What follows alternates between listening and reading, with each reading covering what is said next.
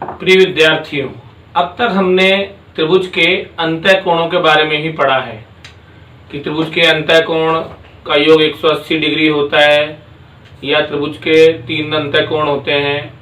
आज जो हम पढ़ेंगे उसमें त्रिभुज के बाह्य कोण का भी अध्ययन करेंगे कि त्रिभुज के बाह्य कोण और जो उसके अंतः कोण होते हैं उनमें क्या संबंध होता है, ये बाह्य कोण किस तरह से बनता है। आज हम इसके बारे में ही पढ़ेंगे।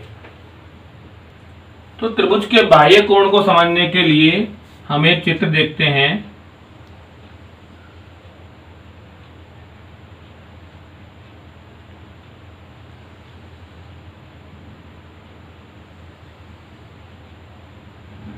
ये हमको रेखा एक चित्र दिया गया है त्रिभुज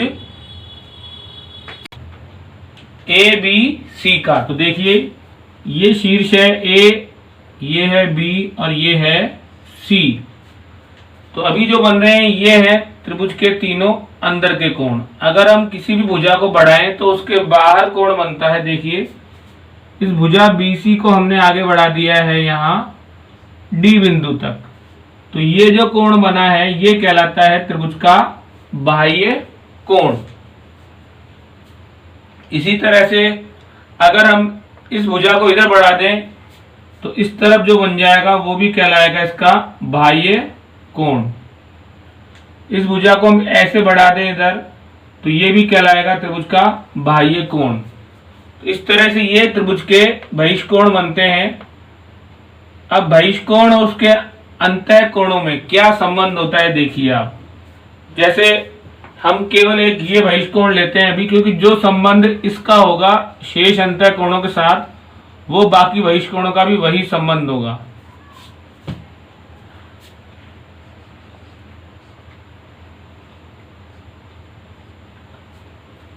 तो ये बहिष्कोण है और इसके साथ का अंतः कोण है ये। तो हम सब पढ़ चुके हैं रैखिक कोण युग्म।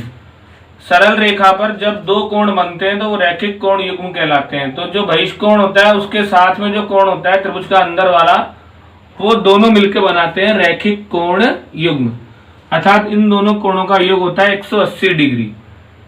और अब बच गए दो कोण, ये कहलाते हैं इस बहिष्कोण के सम्मुख अंतः कोण। अर्थात जो इसका अंतः कोण है उसके सम्मुख सामने वाले कोण। तो जो बहिष्कोण होता है वो अपने त्रिभुज में उसके सम्मुख अंतः कोणों के योग के बराबर होता है। कैसे देखिए, जैसे यहां पर हमारा कोण बन रहा है ACD, तो इसको हम लिख सकते हैं यहां पर कोण हम ACD। अब ये बन रहा है बाहर की ओर तो बहिष्कोण कहलाएगा। अब हमको देखना है इसके सम्मुख अंतः कोण अर्थात अंतः कोण के सामने वाले कोण। इसका मान इन दोनों कोणों के अगर योग के बराबर होगा तो उसको हम कैसे लिखेंगे, कोण A प्लस कोण B। अर्थात जो बहिष्कोण होता है वो उसके सम्मुख अंतः कोणों के योग के बराबर होता है। अब ये हमारे इसका एक गुण है त्रिभुज के बाह्य कोण का उसके अंतः कोणों के संबंध में, जिस पर हमारे आगे बहुत सारे सवाल आने वाले हैं। अब इसको हमने कैसे ज्ञात किया कि ये दोनों कोण बराबर इस कोण के कैसे हो गए, इसको हम समझेंगे। तो हमें सिद्ध करना है कि त्रिभुज का बाह्य कोण अपने दोनों सम्मुख अंतः कोणों के योग के बराबर होता है। तो इसके लिए हम इस आकृति को समझते हैं कि हमको एक त्रिभुज दिया हुआ है ABC। इसमें हमने BC को आगे बढ़ाया D तक, तो हमें बाह्य कोण प्राप्त हुआ ACD। तो ये है बाह्य कोण और इसके अंतः सम्मुख कोण है 1 और कोण 2। अर्थात कोण A को नाम दिया है 1 और कोण B को नाम दिया है 2। तो हमको सिद्ध करना है कि ये जो कोण ACD है ये कोण A और कोण B के जोड़ के बराबर है। तो देखिए इसको हम किस प्रकार सिद्ध कर सकते हैं। तो सबसे पहले हम लिखेंगे दिया है, जो हमको दिया गया है वो हमको लिखना है सबसे पहले कि त्रिभुज ABC हमको दिया गया है और इसमें जो कोण ACD है वो इसका बाह्य कोण है। अब दिखाना है अर्थात जो हमको सिद्ध करना है कि कोण ACD बराबर है कोण A प्लस कोण B के। अब ये सिद्ध करने के लिए हमको एक रचना करनी पड़ेगी। हमने CE समांतर BA यहाँ पर खींची है।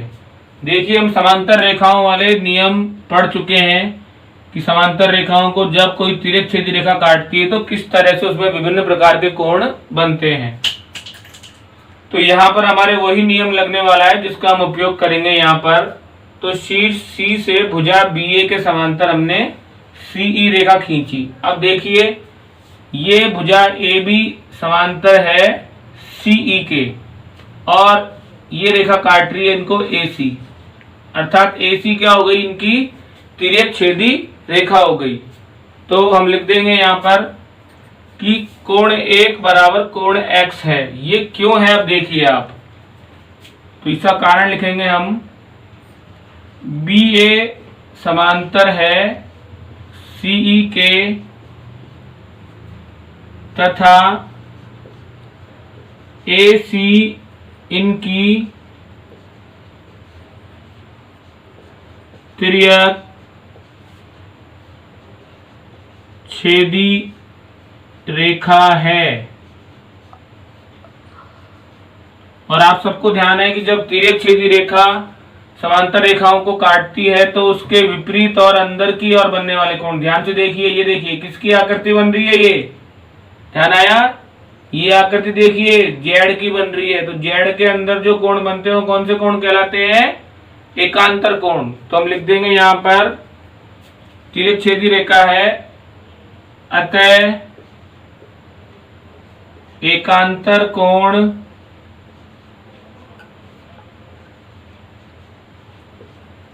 समान होंगे।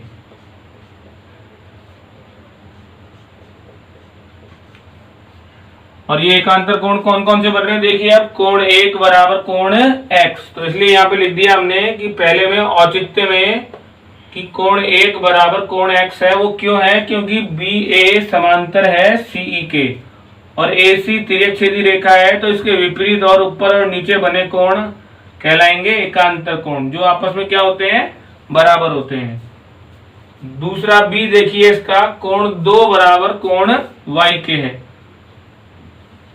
अब आप इस रेखा को भूल जाइए एक बार। अब वापिस देखिए AB समांतर CE है और अब की बार इनको रेखा कौन सी काट रही है, BD। तो AB समांतर CE है और रेखा काट रही है इनको BD, जो इनकी तिर्यक छेदी रेखा है। और ये दोनों कोण बन रहे हैं एक ही और, अर्थात ये अंदर नीचे है तो ये भी नीचे बन रहा है। तो कौन से कोण कहलाएंगे ये, ध्यान कीजिए, दो समांतर रेखाओं को जब तिर्यक छेदी रेखा काटती है तो उनके एक ही तरफ में बनने वाले कोण, एक नीचे है तो दूसरा दूसरी समांतर रेखा के नीचे है, तो कौन से कोण कहलाते हैं, संगत कोण। तो ये दोनों कहलाएंगे कोण 2 और कोण Y संगत कोण। तो इसमें भी हमको कारण लिखना पड़ेगा कि BA समांतर CE है तथा अब की बार इनकी तिर्यक छेदी रेखा कौन सी हो गई, BD।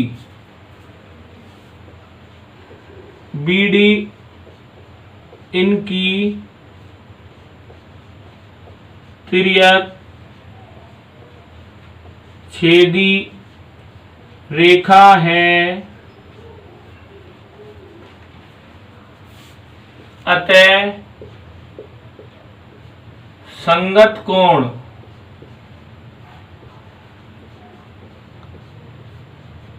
समान होंगे।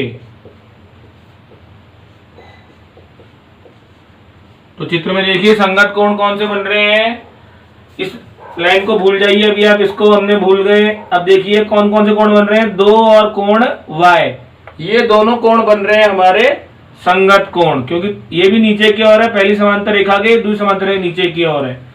तो इस तरह से कोण 2 बराबर होगा कोण Y के। अब हमको सिद्ध करना है कि इन दोनों कोणों का योग, तो इन दोनों कोणों का योग सिद्ध करना है। तो देखिए A में बाएं पक्ष में आया है कोण 1, B में बाएं पक्ष में आया है कोण 2। तो हम क्या करेंगे, A और B का जोड़ कर देंगे। तो A और B को जोड़ने पर यहां पे आप लिख सकते हैं A व B का योग करने पर तो बाएं पक्ष में बायां पक्ष जुड़ेगा, दाएं में दायां पक्ष जुड़ेगा। देखिए कोण 1 प्लस कोण 2 बराबर कोण x प्लस कोण y। बाएं में बायां पक्ष जोड़ा है, दाएं में दायां पक्ष जोड़ा है। अब हमने देखा यहाँ पर ये पूरा कोण ACD है। देखिए इधर ये पूरा कोण ACD, इसको CE दो भागों में बांट रहा है, एक तो x में और एक y में। तो जब हम कोण ACD लिखेंगे तो इसका हम मान लिख सकते हैं कोण x प्लस कोण y। तो यहाँ पे देखिए हमने लिखा है कि लेकिन कोण x प्लस कोण y बराबर ACD है। चित्र से, कहां से? ये चित्र से, कोण x प्लस कोण y बराबर ACD चित्र से।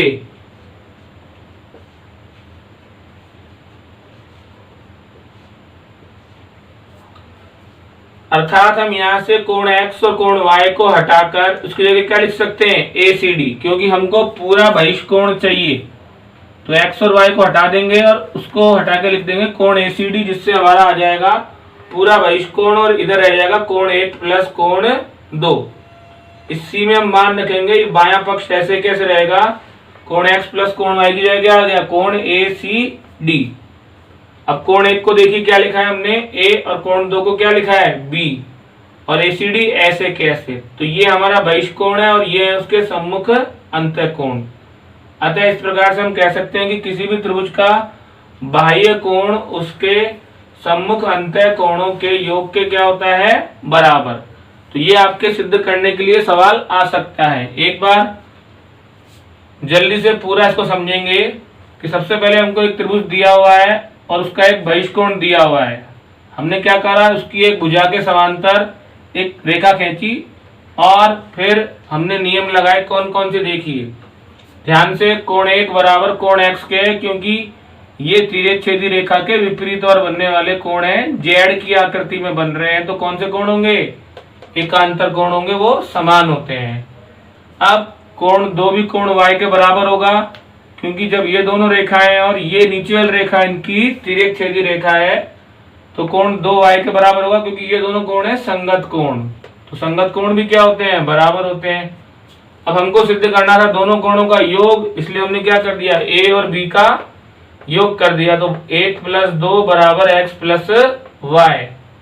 अब चित्र में देखिए x प्लस y, ये पूरा कोण मिलकर बन रहा है कोण ACD।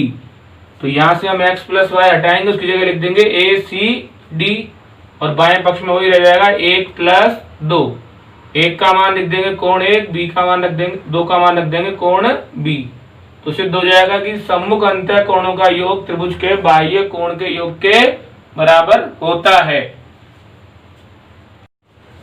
तो अब देखिए हमको एक आकृति दी गई है, उसमें हमको मान ज्ञात करना है x का।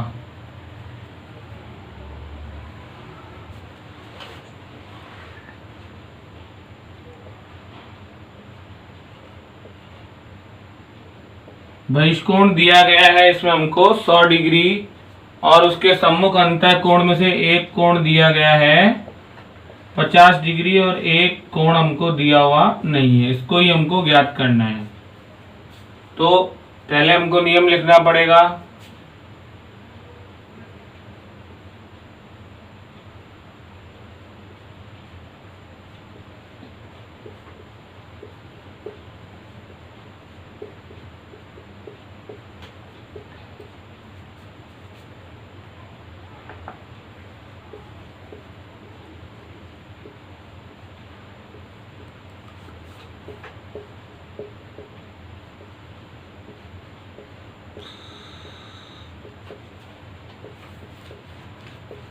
तो किसी भी त्रिभुज में जो सम्मुख अंतःकोणों का योग होता है वो उसके बहिष्कोण के क्या होता है? बराबर होता है।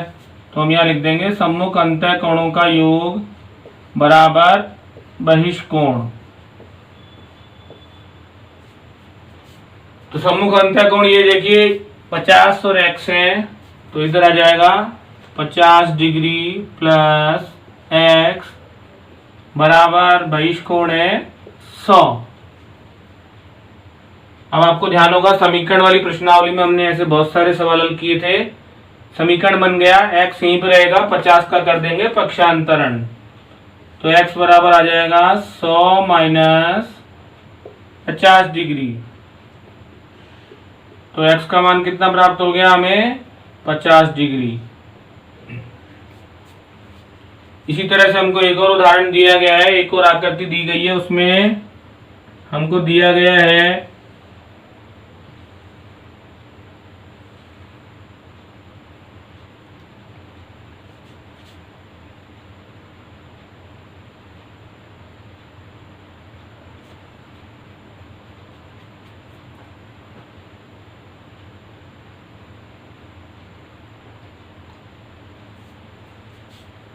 दोनों अंतःकोण दिए गए हैं और इसका सम्मुख, ध्यान कीजिए, इसका सम्मुख बहिष्कोण ये नियम को दिया गया। तो हमको मान ज्ञात करना है x का, तो वही इसमें नियम लगेगा।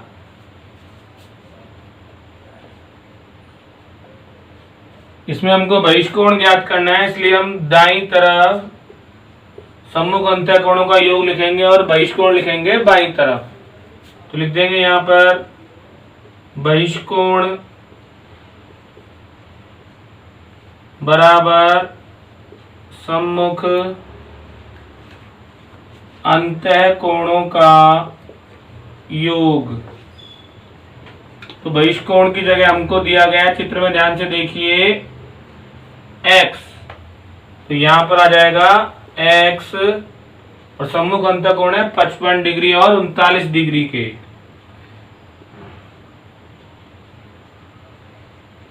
तो 55 में हम 39 डिग्री जोड़ देंगे तो हमें प्राप्त हो जाएगा बहिष्कोण जो हमको ज्ञात करना है। 9 और 5 14 की 4 हासिल लगी 1, 1 और 3 4, 4 और 5 9। तो इस तरह से x का मान हमको प्राप्त हो गया 94 डिग्री। तो इस तरह के आप दोनों सवाल में हमने देखा कि इसमें हमको बहिष्कोण दिया था और उसका सम्मुख अंतःकोण का मान ज्ञात करना था, जबकि इसमें सम्मुख अंतःकोण दिए गए हैं और क्या ज्ञात करना है? बहिष्कोण। लेकिन जो इसमें नियम है वही काम आएगा जो हमने पढ़ा है कि किसी भी त्रिभुज में बहिष्कोण का मान उसके सम्मुख अंतःकोणों के योग के बराबर होता है और उसी पर आधारित हमको सवाल हल दिए जाएंगे या हल करने हैं। अगला उदाहरण में हमको पूछा गया है कि क्या किसी त्रिभुज का बाह्य कोण एक सरल कोण भी हो सकता है। तो देखिए, इसको हम एक आकृति से समझते हैं। ये होता है एक सरल कोण।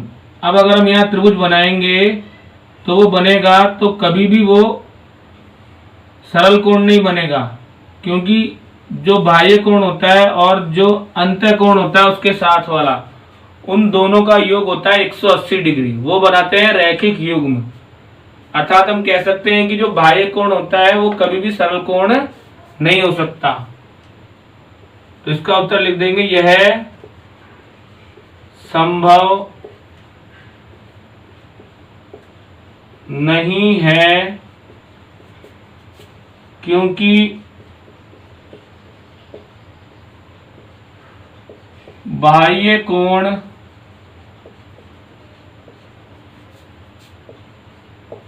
उसके आसन्न कोण के साथ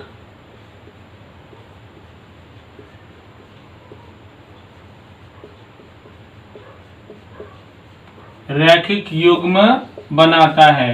अर्थात वो अकेला बाह्य कोण 180 डिग्री का नहीं हो सकता, क्योंकि वो दोनों कोणों का योग मिलकर होता है 180 डिग्री, अर्थात सरल कोण।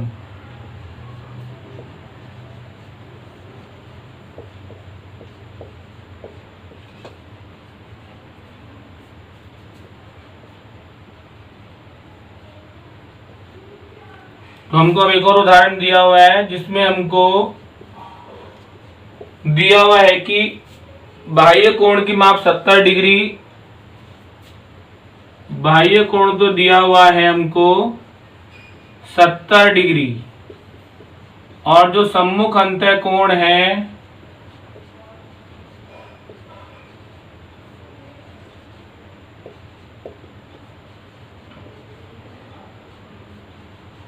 उसमें से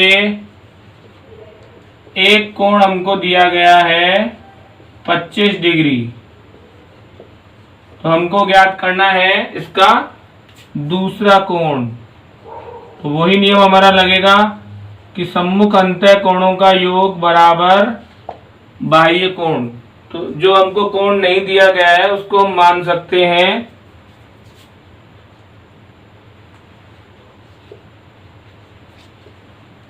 तो सम्मुख अंतः कोणों का योग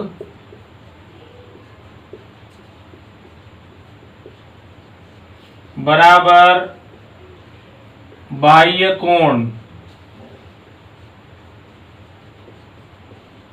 तो सम्मुख अंतः कोण में से एक कोण हमारा है 25 डिग्री प्लस दूसरा कोण हमको मालूम नहीं है, उसको हम मान लेंगे x और बराबर में है 70 डिग्री।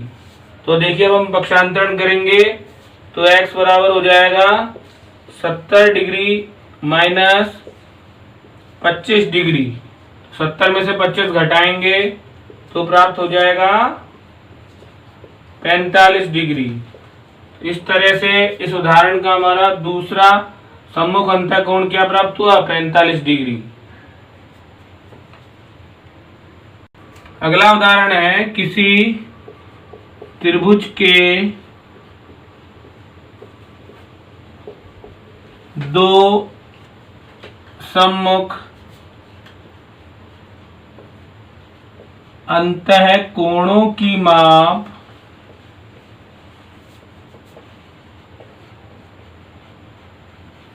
हमको दी गई है 60 डिग्री और 80 डिग्री।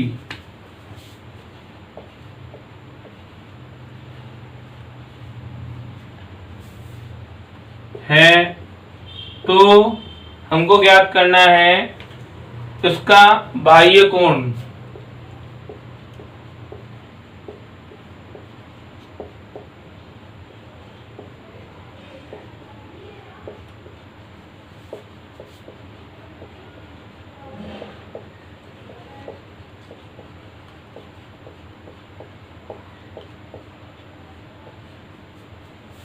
तो वही सूत्र लगा देंगे हम कि बाह्य कोण की माप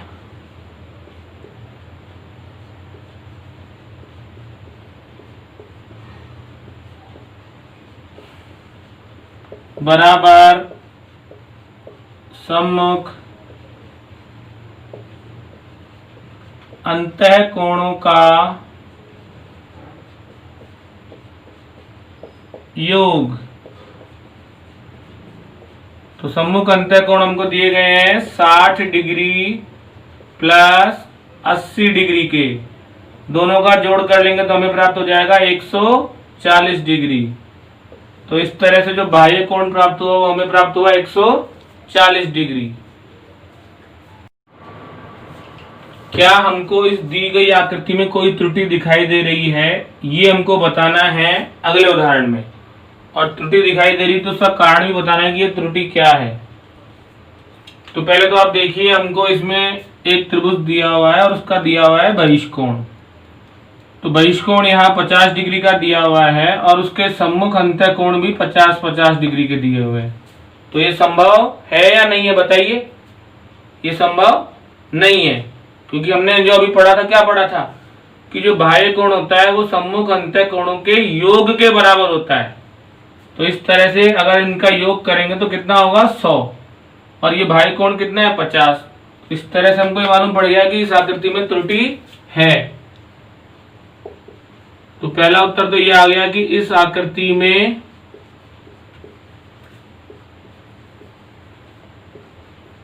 त्रुटि है।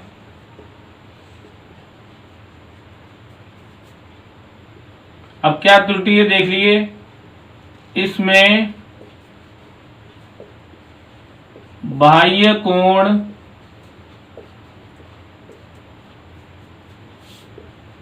सम्मुख अंतः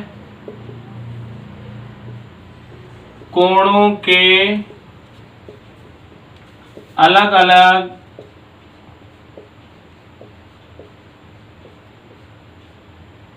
बराबर दिया गया है।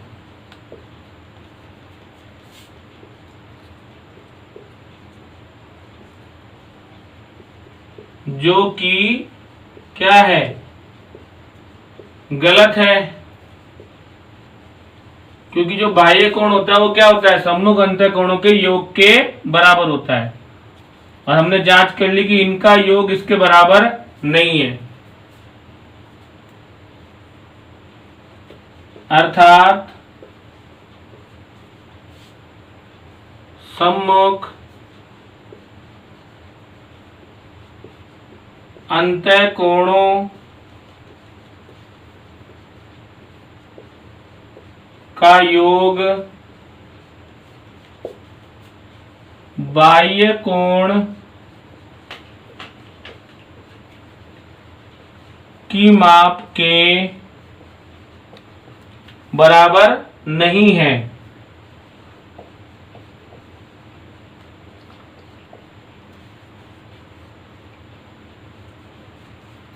तो इसलिए ये आकृति क्या है, पूरी तरह इसमें जो मान दिए गए हैं वो गलत है।